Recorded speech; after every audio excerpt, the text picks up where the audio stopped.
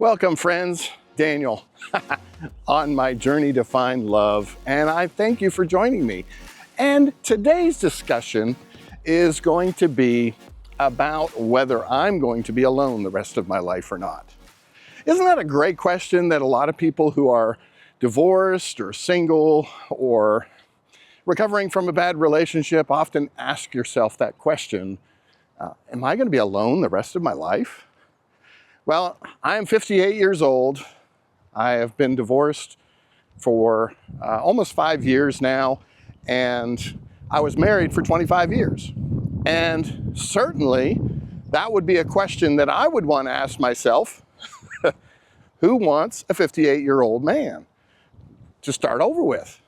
Well, guys, if you walk around with the party pooper attitude and thinking that your life is over at 60, you've got to change your thoughts, because that's the only way that we're going to survive in this world, is to believe that there's love again. Well, I don't want you to be discouraged, because I'm not. And if you want to join me with this journey that we're on together in order to find love, then I think you'll find it.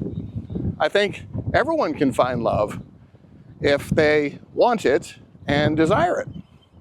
So I have thought many times about things that I can do that will potentially help me find the love of my life. And dating apps I've tried, they're a total failure. And I have resorted to just spending time in public places or out and about and seeing if I run across anybody. And it's not that I'm purposely seeking to find somebody, it's just that you're not going to find anybody sitting at home. So I have a few people that have commented and said, well, I just don't go out much. And I go, well, there's a big problem because you're not going to meet anybody. So recommendation, put upon yourself that every day you will go out and spend time in public with somebody.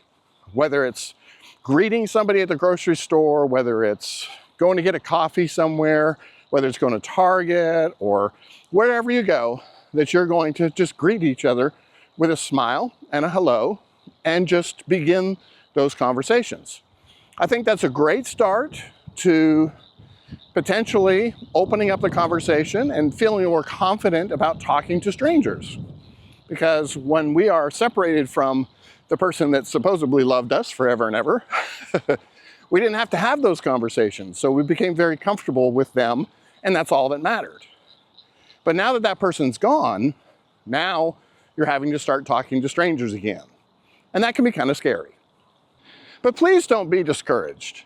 I don't want any of my followers to be discouraged, because we're in the same position.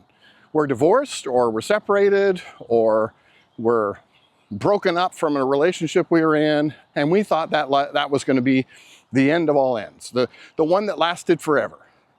And now we're in a different situation.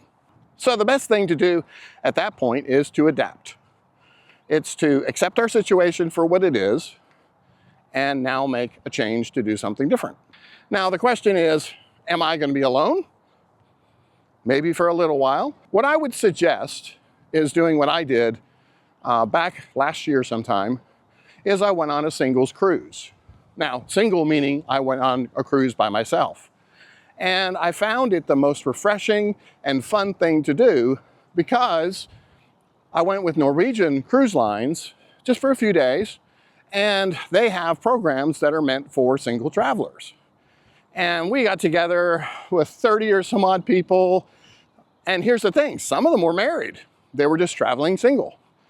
And so there was no commitment, there was no, hookup scenario, there was no expectations that we were piling together as couples.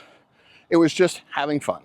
And I met some people, and we had a blast the whole time we were there. And we stayed in contact after we got off the boat, chit-chatted, and said, hey, let's do this again. It was really fun.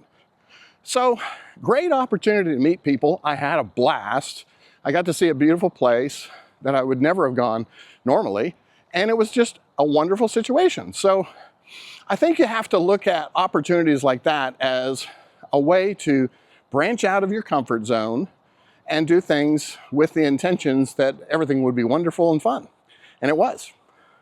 So stick with my journey, like and subscribe the video. I know that content is hard to come by sometimes, but I hope that you guys will find this entertaining and informative so that you'll be able to join me with my journey as I look for love. So, see you later. This is Daniel.